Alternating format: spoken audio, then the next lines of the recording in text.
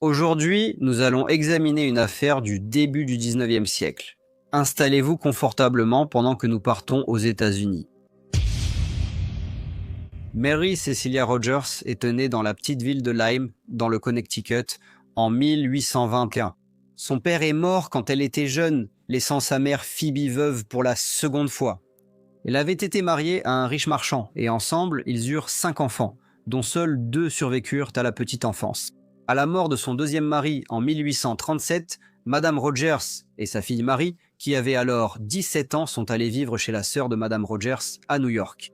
C'était une période difficile pour elle car elle devait gagner de l'argent pour subvenir à ses besoins et à ceux de sa fille. Et bien que les choses aient commencé à changer en Amérique, au milieu des années 1830, moins de 10% des femmes occupaient un emploi en dehors du foyer.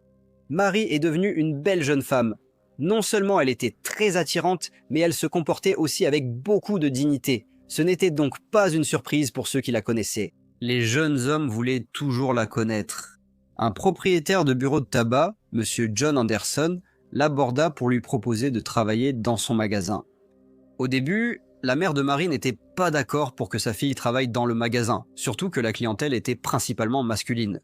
Mais finalement, elle accepta et bientôt Marie gagnait un salaire généreux. Monsieur Anderson avait voulu embaucher Marie car il pensait que la présence d'une si belle jeune femme dans son magasin de cigares attirerait plus de clients. Cependant, il ignorait combien le magasin deviendrait prospère. Les clients affluaient là-bas, tous dans l'espoir de voir Marie. Un gentleman fut tellement séduit par sa beauté qu'il écrivit un poème qui parlait de son sourire céleste et de ses yeux semblables à des étoiles. Le poème fut publié dans le New York Herald. Après cela, davantage de messieurs allèrent chez M. Anderson au magasin de cigares. Cela comprenait des figures littéraires notables, telles que James Fenimore Cooper, Washington Irving et Fitzgreen Halleck. Cependant, les clients qui fréquentaient le magasin de M. Anderson furent choqués lorsque, en octobre 1838, Mary disparut soudainement. Sa disparition fut rapportée dans les journaux, dont l'un affirmait que sa mère, Madame Phoebe Rogers, avait trouvé une lettre de suicide écrite par Mary. Et, après avoir lu la lettre, le médecin légiste local avait conclu qu'elle avait une détermination ferme et inaltérable de se donner la mort. Sa disparition faisait beaucoup parler les messieurs de New York, mais quelques jours plus tard, Mademoiselle Mary Rogers réapparut saine et sauve, ayant apparemment rendu visite à une tante qui vivait en dehors de la ville. Certains journaux présentèrent l'événement comme une supercherie orchestrée par M. Anderson pour promouvoir davantage son magasin de cigares. Étrangement, après son retour, son comportement changea. Elle n'était plus la jeune femme joyeuse qui aidait les clients avec un joli sourire. Elle travaillait toujours aussi dur, mais elle paraissait plus réservée et parfois assez sérieuse. Des rumeurs avaient commencé à circuler selon lesquelles on l'avait vue avec un homme grand et beau, lorsqu'elle était censée rendre visite à sa tante. À ce moment-là, Madame Phoebe Rogers avait loué une pension de famille. Alors, Mary quitta l'emploi de M. Anderson et travailla aux côtés de sa mère. Bien sûr, beaucoup des pensionnaires qui venaient séjourner étaient captivés par Mary. Un jeune clerc d'avocat nommé Alfred Cromilin était particulièrement séduit par elle. Malheureusement pour Alfred, Mary était déjà tombée amoureuse d'un autre jeune homme qui logeait là, nommé Monsieur Daniel Payne. Il lui avait demandé sa main en mariage et, bien qu'il ne fût pas riche, il était beau, charmant et parlait ouvertement de son véritable amour pour elle. Malheureusement, la mère de Mary n'était pas satisfaite de ce choix. Bien qu'elle pensât que Daniel Payne était un jeune homme au bon cœur, il travaillait comme coupeur de liège et elle voulait que sa fille épouse quelqu'un issu d'un milieu social plus élevé. Elle savait que Mary avait de nombreux prétendants et espérait qu'elle épouserait un gentleman capable d'améliorer la situation de la famille. Le dimanche 25 juillet 1841, Mary est allée à l'église. Après la messe, elle a dit à son fiancé qu'elle irait rendre visite à une parente nommée Madame Downing, qui vivait dans la rue Bleecker. Monsieur Payne répondit qu'il viendrait chez Madame Downing plus tard dans la soirée pour la raccompagner chez elle. Cependant, au fil de la journée, une tempête persistante s'abattit sur New York. La pluie était si forte que Daniel Payne pensa que Mary ne voudrait pas rentrer, alors il ne partit pas la retrouver. Le lendemain, la tempête s'était dissipée et le soleil brillait. Madame Rogers attendit patiemment que sa fille rentre à la maison, mais au fil de la journée, Mary ne revint pas. Quand Daniel Payne, le fiancé de Mary, arriva à la pension après le travail, Madame Rogers lui annonça que Mary n'était pas rentrée, ce qui la rendit très anxieuse quant à l'endroit où se trouvait sa fille. Monsieur Payne se rendit immédiatement à la rue Bleecker, chez Madame Downing. Lorsqu'il arriva, Madame Downing fut surprise par sa visite. Elle dit au jeune homme qu'elle n'avait pas vu Mary et ne s'attendait pas à la voir la veille. Elle n'avait reçu aucune nouvelle d'elle depuis un certain temps et n'avait aucune idée d'où elle pouvait se trouver. Monsieur Payne quitta la maison de Madame Downing, marcha sur Broadway et demanda à tous ceux qui connaissaient Mary s'ils l'avaient vue, mais personne ne l'avait vue. Il retourna ensuite à la pension et dit à Madame Rogers que Mary était introuvable. Maintenant, tous deux très inquiets, ils informèrent la police que Mademoiselle Mary Rogers avait disparu. Aujourd'hui, nous allons examiner un type de cas différent, celui d'un homme nommé John qui possédait une fortune mais a commis une erreur fatale qui lui a tout coûté. John a investi tout ce qu'il possédait dans une entreprise qui semblait solide comme le roc, pour découvrir un mois plus tard qu'elle avait fait faillite. Il a tout perdu, et ce n'est pas surprenant, car des études montrent que 66% des investisseurs admettent avoir pris au moins une décision d'investissement qu'ils regrettent. S'il avait eu une plateforme comme Mintos, je suis sûr que son histoire aurait été différente. Mais qu'est-ce que Mintos ? Me demanderez-vous. En termes simples, vous prêtez de l'argent à des entreprises ou à des particuliers et vous gagnez des intérêts fixes en retour. Sur la plateforme Mintos, tout est si simple. Le rendement de chaque prêt est affiché dès le début. Le risque est clair et les paiements quotidiens offrent un revenu passif prévisible. Le tout simplement. Sur la plateforme, je peux filtrer les prêts selon le rendement que je souhaite, le niveau de risque avec lequel je suis à l'aise et même la durée du prêt. Mintos propose également des portefeuilles automatisés. Donc vous n'avez pas à tout surveiller en permanence pendant que vos rendements sont réinvestis automatiquement. Avec Mintos, le rendement moyen des prêts est de presque 11%. Mintos est en activité depuis 2014, compte plus de 600 000 utilisateurs et est réglementé dans l'Union européenne sous MiFID. Et comme vous passez par ma chaîne, vous bénéficierez d'un bonus exclusif allant jusqu'à 350 € lorsque vous investissez 500 € ou plus. Cliquez sur le lien dans la description ou scannez le QR code pour en profiter. Cher vieux John, s'il avait su, vous le savez, alors ne ratez pas cette occasion. 3 jours plus tard, le mercredi 28 juillet, 3 hommes qui se promenaient près de la grotte de Civil à Hoboken aperçurent quelque chose flottant dans la rivière. Ils décidèrent d'essayer de découvrir de quoi il s'agissait exactement. Alors ils montèrent dans une barque et ramèrent vers l'objet. Ils furent cependant assez horrifiés lorsqu'ils découvrirent que l'objet mystérieux était en fait le corps d'une jeune femme. Les hommes réussirent à ramener le corps dans la barque et à le transporter jusqu'à la rive. Bien que la zone ne soit habituellement pas très fréquentée, la nouvelle du corps retrouvé dans la rivière se répandit rapidement et une grande foule se rassembla pour le voir. L'un d'eux était Monsieur Alfred Cromlin et il confirma que la jeune femme était Mademoiselle Mary Rogers. Le corps fut emmené pour être examiné par le médecin légiste qui pratiqua une autopsie. Il découvrit rapidement que le visage de Mary avait été frappé. Il y avait aussi une corde attachée autour de sa taille et un morceau de dentelle, manifestement arraché de sa robe, était noué autour de son cou. Il y avait des marques de corde sur ses poignets et il semblait qu'elle avait été agressée sexuellement. Le docteur Cook a conclu que Mademoiselle Mary Rogers avait été assassinée et que ses vêtements avaient été enlevés pendant l'agression. Elle a ensuite été tuée et rhabillée avant d'être placée dans l'eau. Il a dit que le nœud attaché sur le bonnet était rudimentaire et qu'il aurait été fait par un marin plutôt que par une jeune femme délicate. Une fois de plus, Mary Rogers fit la une des journaux à travers New York, avec des articles sur la belle vendeuse de cigares qui avait été si brutalement assassinée, paraissant dans chaque journal. Bien sûr, la presse a spéculé sur l'identité du responsable de ce crime des plus terribles. Son fiancé, Daniel Payne, semblait être le suspect évident. Il a été suggéré que, comme Madame Phoebe Rogers ne le trouvait pas assez bien pour sa fille, il aurait pu tuer Mary dans un accès de rage. Certains journaux pensaient qu'il était plus probable que Mary ait été victime d'une agression au hasard. L'enquête de police avançait lentement. À cette époque, New York était une ville en pleine expansion avec une population de 320 000 habitants.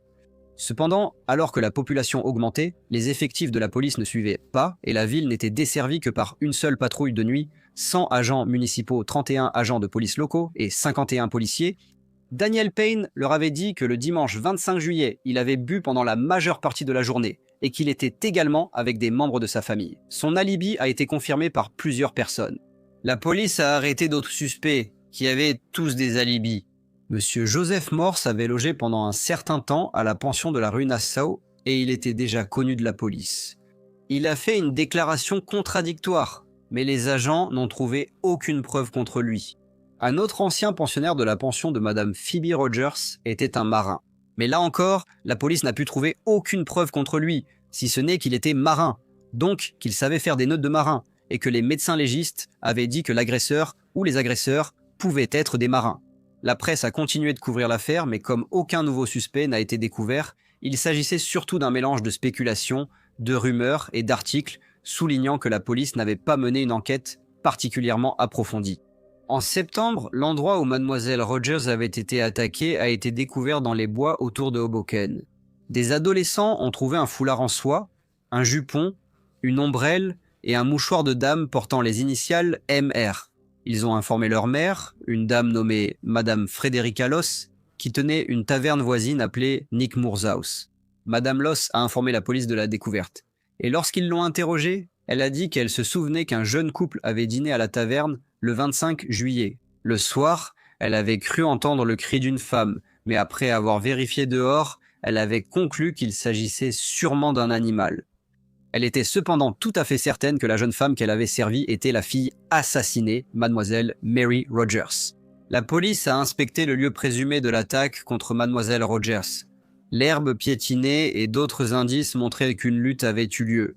Il y avait aussi une sorte de trace menant à la rivière, qui aurait pu être faite en traînant le corps de la jeune femme à travers l'herbe.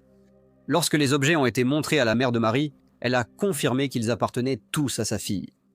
La police a tout fait pour découvrir l'identité de l'homme mystérieux vu avec Marie à la taverne de Madame Loss. Des rumeurs circulaient selon lesquelles il était officier de marine, mais il n'y avait aucune preuve pour étayer cela. Il pensait que la mère de Marie, Madame Phoebe Rogers, en savait bien plus sur la liaison secrète de sa fille qu'elle ne voulait bien l'admettre. Bien que Daniel Payne ait eu un alibi pour le jour où Marie a été assassinée, beaucoup le considéraient encore comme un suspect. Depuis sa mort, il avait commencé à boire excessivement et avait même affirmé avoir vu son fantôme. Le 7 octobre, il a pris le ferry pour Hoboken. Il s'est arrêté à la taverne de Madame Loss, a bu quelques verres, puis s'est rendu à l'endroit où Marie avait été tuée. Il s'est assis sur l'herbe où il a bu du laudanum et est mort. Il a laissé une note dans sa poche qui disait « Que Dieu me pardonne pour ma vie gâchée ». Certains conclurent à un aveu, affirmant qu'il avait assassiné sa fiancée, Mademoiselle Mary Rogers, tandis que d'autres pensaient qu'il était devenu fou. À ce stade, la police n'avait plus de suspects, et l'affaire de la belle cigarière n'apparaissait plus dans les journaux. Les habitants de New York s'étaient tournés vers d'autres histoires. Restaient seulement quelques théories sur la façon dont Madame Loss avait obtenu les objets de Mary. Certains pensaient que ses enfants adolescents avaient trouvé les objets peu après la découverte du corps. Mais Madame Loss avait choisi de les garder, jusqu'à ce que la police propose une récompense pour toute information menant à une condamnation dans l'affaire. Cependant, tout cela n'était que pure spéculation, et il n'existait aucune preuve concluante pour l'étayer. Un an plus tard, alors que l'on ne parlait plus du meurtre de Mary Rogers depuis longtemps, un accident étrange raviva l'intérêt pour l'affaire, lorsque Madame Loss fut accidentellement blessée par balle par l'un de ses fils. Alors qu'elle était alitée dans un état très grave, elle fit venir un juge du New Jersey affirmant qu'elle avait quelque chose à confesser. Lorsque le juge Merritt arriva, Madame Loss lui raconta une histoire des plus macabres.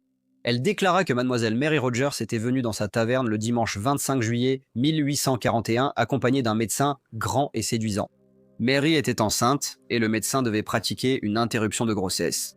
Cependant, des complications causèrent la mort de la jeune femme. Ne sachant pas quoi faire, le médecin partit rapidement, laissant Madame Loss avec la responsabilité de se débarrasser du corps. Elle a dit que ses fils ont transporté le corps jusqu'à la rivière, puis mis le jupon et d'autres objets de la défunte dans un étang voisin avant de décider de les déplacer dans un lieu plus isolé. Ils les ont donc dispersés dans le fourré près de la grotte de Sibylle. Elle a dit qu'elle ignorait le nom du docteur. Peu de temps après cette confession, Madame Loss est décédée. Certains journaux ont accepté la confession et ont annoncé que le mystère entourant la mort de la belle vendeuse de cigares avait été résolu. Le journal The Tribune a écrit « Ainsi, ce terrible mystère, qui a frappé de peur et de terreur tant de cœurs, a finalement été expliqué par des circonstances dans lesquelles nul ne peut manquer de percevoir une intervention providentielle. » La police, cependant, n'était pas convaincue. La confession de Madame Loss sur son lit de mort contredisait certains des faits connus concernant la mort de Mademoiselle Rogers. À la découverte du corps, des marques étaient visibles sur le cou de la jeune femme, ses poignets attachés, et le coroner a conclu à une mort par strangulation. Il n'a jamais été mentionné que la cause de son décès était une interruption ratée. Les journaux ont tenté d'identifier le mystérieux docteur. Cependant, au lieu de ce monsieur de grande taille, beaucoup ont supposé que la personne responsable n'était pas un homme, mais une femme qui avait une certaine réputation d'aider discrètement les jeunes femmes célibataires à mettre fin à une grossesse non désirée. Elle s'appelait Madame Rostel, et elle était bien connue du juge Henry Merritt. Elle était originaire d'Angleterre et était venue à New York en 1831 alors qu'elle avait 19 ans. Elle n'avait pas de vraie formation médicale, mais était tristement célèbre pour avoir aidé de jeunes femmes, surtout des milieux aisés. Non seulement elle pratiquait des interruptions de grossesse, mais elle fournissait également des poudres et des pilules qu'elle prétendait être soit des contraceptifs, soit des moyens de mettre fin à une grossesse. Certains journaux ont également évoqué l'époque, en 1838, où Mademoiselle Mary Rogers avait disparu. Il a été suggéré qu'elle aurait pu disparaître uniquement pour mettre fin à une grossesse, et c'est pourquoi sa disparition était entourée d'un tel mystère. Il n'y avait aucune preuve pour étayer tout cela, et aucune preuve n'a jamais montré que Madame Rostel avait rencontré Mary ou que Mary avait déjà été enceinte. La conclusion du coroner sur la cause du décès restait inchangée. Cependant, pendant un certain temps, cela a ravivé l'intérêt du public pour l'affaire. Les enfants de Madame Loss ont été interrogés, mais ils ont tous les deux déclaré que les propos tenus par leur mère sur son lit de mort n'étaient pas vrais, et n'étaient qu'une histoire inventée par une femme mourante. À la fin de 1842, Edgar Allan Poe a publié une histoire intitulée « Le mystère de Mary Rogers ». Cette histoire relatait l'affaire de la mort de Mary Rogers, mais au lieu de New York, il a situé l'intrigue à Paris, en France. Une fois cette histoire publiée, les gens ont de nouveau commencé à spéculer sur l'identité du responsable du meurtre. Certains pensaient que l'aveu sur son lit de mort de Madame Loss était probablement vrai. D'autres pensaient que Daniel Payne était coupable. Les suspects mentionnés comprenaient également le jeune clerc de justice Alfred Cromlin qui s'était disputé les faveurs de Mary. Il a même été suggéré que son employeur, Monsieur John Anderson, aurait pu être responsable. Mais malgré toutes les théories, les rumeurs et les ouï-dire, la raison exacte et la manière dont la belle vendeuse de cigares, Mademoiselle Mary Cecilia Rogers, est morte, reste un mystère à ce jour. Bonjour à tous et merci beaucoup de m'écouter. Pour en savoir plus sur Madame Rostel, la chaîne Forgotten Lives en a parlé la semaine dernière et un lien vers la vidéo est en description. Et j'espère vous retrouver tous lundi prochain pour un nouveau Briefcase.